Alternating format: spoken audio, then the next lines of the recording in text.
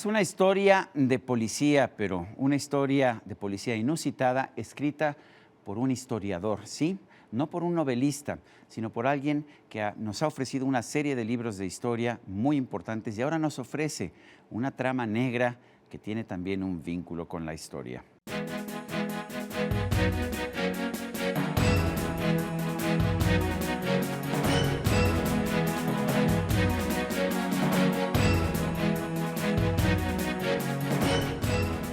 Christian Duverger es un personaje singular que nunca deja de asombrarme a mí y me imagino que a todos los que lo conocemos o lo leemos. Él es arqueólogo, ha realizado y realiza excavaciones en nuestro país que son excavaciones profesionales, por ejemplo, en Oaxaca. También es historiador del período colonial, tiene una historia realmente, una biografía realmente extraordinaria sobre Cortés, que de hecho ha venido revisando. Hay 2 ediciones bastante diferentes de esta biografía. Y tiene también un libro que pues, llamó poderosamente la atención hace algunos años, rompió paradigmas, La Crónica de la Eternidad, en que plantea que Bernal Díaz del Castillo no es el verdadero autor de la historia verdadera de la conquista de la Nueva España, sino Hernán Cortés. Hoy lo reencuentro y lo reencuentro como novelista en una obra que tiene algo de trama policíaca y por supuesto que tiene el sello también del historiador. Christian Duverger, gracias por estar con nosotros. Sergio, gracias por invitarme. Christian, en primer lugar, ¿por qué una novela? Has escrito biografías, has escrito historias, has escrito libros que han generado controversias, La Crónica de la Eternidad. Bueno, recuerdo la gran controversia cuando diste a conocer la obra.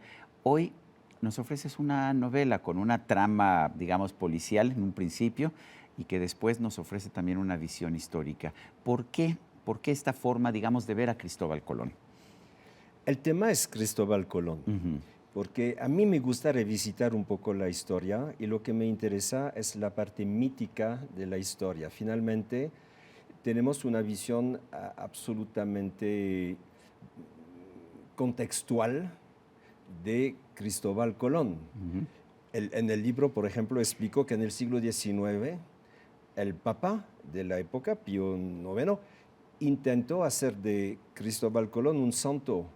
Hoy tenemos una visión mucho más satanizada de Colón. O lo han convertido en un villano, hay protestas es un villano, cada etc. 12 de octubre.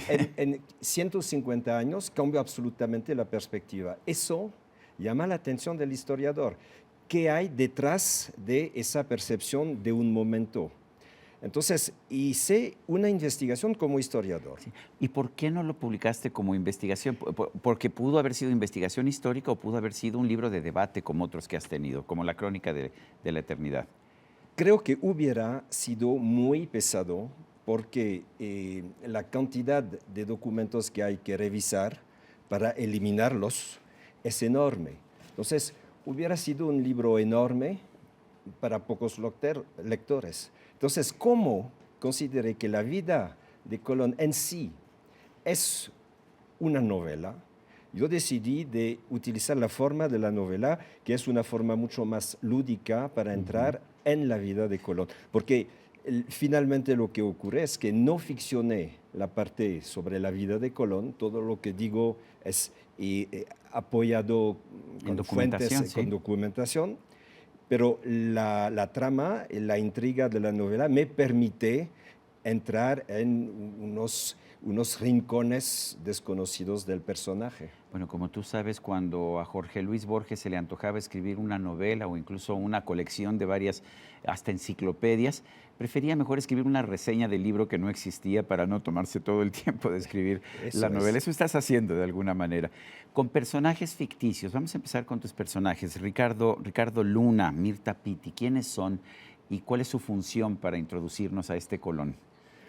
La idea básica de la intriga es que finalmente el trabajo de un policía que investiga sobre, en este caso empecé el libro con un asesino, y finalmente el trabajo del policía es un poco el trabajo del investigador y del historiador, que está buscando documentación, buscando huellas de muchas cosas. Entonces finalmente hay un paralelo entre la búsqueda de este policía que en el libro es español, Ujú. es de Sevilla, y una joven, una jovencita profesora dedicada a la historia del siglo XVI y del siglo XV, una especialista de Colón. Entonces, finalmente, a través de esos dos personajes, entramos en la vida de Colón. Y un personaje que no es de carne y hueso es el diario de a bordo de Colón. Cuéntanos cómo entra la historia y qué nos dice de Colón. Lo interesante, creo que lo misterioso de Colón es que no hay datos, no hay documentos. Ujú. Y no hay ningún documento donde aparece el nombre de Colón antes de 1493, que es la fecha de la firma de las famosas capitulaciones de Santa Fe, que es el contrato que va a ofrecer el monopolio del comercio a Colón, el monopolio del comercio con América, entre España y América. Ujú. 1493, esto es después ya del descubrimiento, ¿no?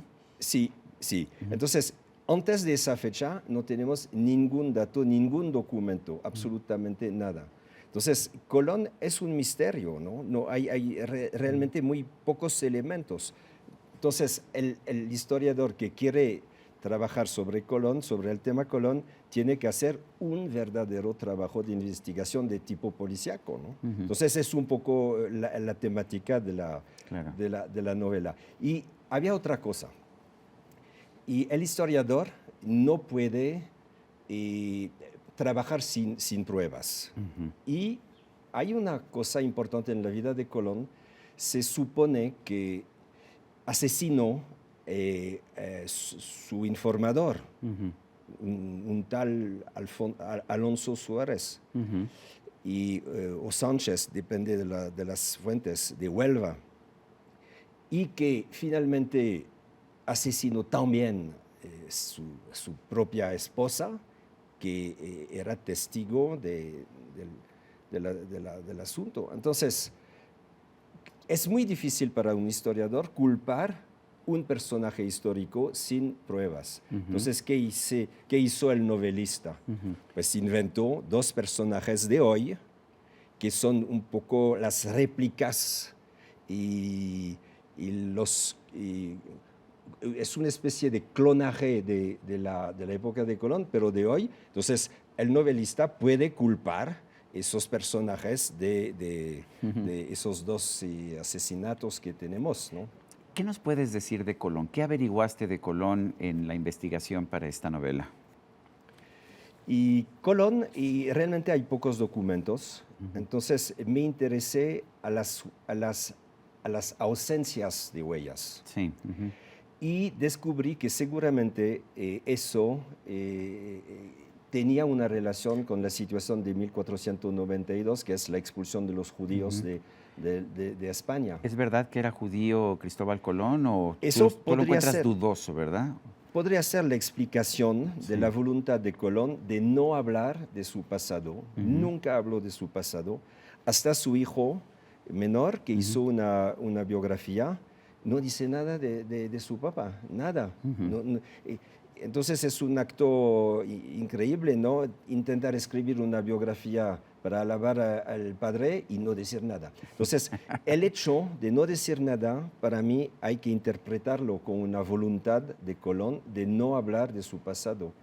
¿Y cuál era la presión mayor en el momento, en 1492? Precisamente es la Ser judío, expulsión de ¿no? los judíos. ¿Sí? Efectivamente. Y la fecha de la salida del viaje de Colón, que es el 2 de agosto de 1492, era la fecha límite para la salida de los judíos del territorio español. Entonces hay una especie de coincidencia que da una especie de indicio fuerte, vamos a Dices decir. que no sabemos nada de Colón sino hasta las capitulaciones del 93, pero no firmó algún tipo de acuerdo con la reina Isabel antes de partir hacia América o antes de partir en su exploración.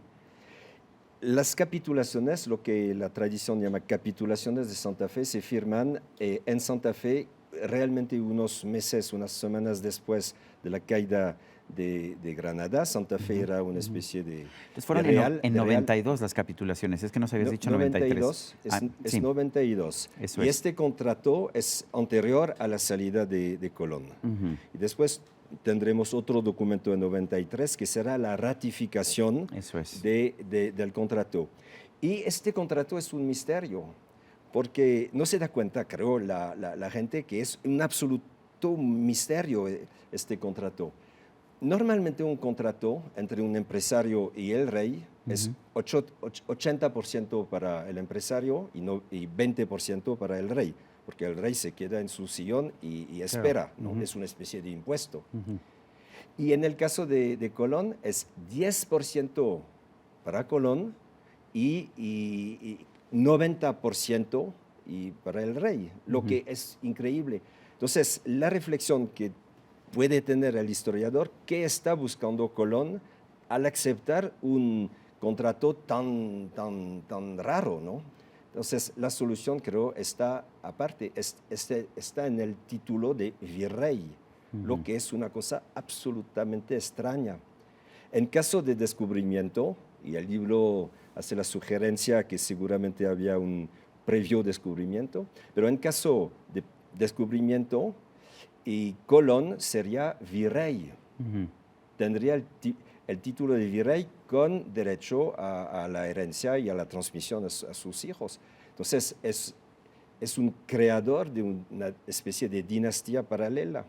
Y en su escudo de nobleza aparecen las armas de la Casa Real de Castilla y León, lo que es increíble. Entonces, creo que finalmente eso es la parte más divertida de la historia de Colón. Tiene una relación amorosa con la reina Isabel la Católica. Finalmente, para el historiador es interesante saber que en el marco político, en el marco lógico de la política, en el marco ideológico de un momento del peso de la religión, etcétera, etcétera, hay elementos absolutamente extra racionales que son afectivos, etcétera, y eso induce comportamientos que tienen una gran influencia en el curso de la historia. Pues el libro la novela se llama El ancla de arena, es de Christian Duverger, lo publica Editorial Suma. Cristian, como siempre, gracias por esta conversación. Gracias. Y a usted, amigo televidente, que hace posible este programa, se lo agradezco también. Esto es todo por hoy, pero no se le olvide. Nos vemos la próxima.